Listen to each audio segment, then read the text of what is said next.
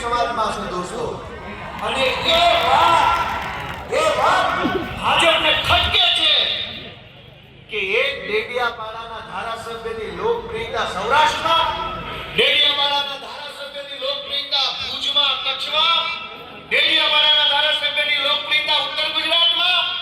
આ વાતથી ભાજપને ઊંઘ નથી આવતી, ઊંઘ. પણ દોસ્તો, હું તમને વિનંતી કરવા માટે આવ્યો છું.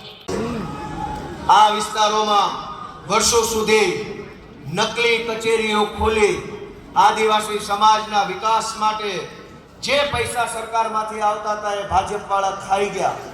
બધુંય મિલીભગતથી ચાલતું હતું. ભાજપ અને કોંગ્રેસના નેતાઓ ભાગ બટાઈ કરી આદિવાસી સમાજના અધિકારોના પૈસા ખાઈ જતા હતા. એને રોકવા વાળું, ટોકવા વાળું કોઈ નહોતું. તો ભાજપને મજા આવતી હતી, કોંગ્રેસને મજા આવતી હતી.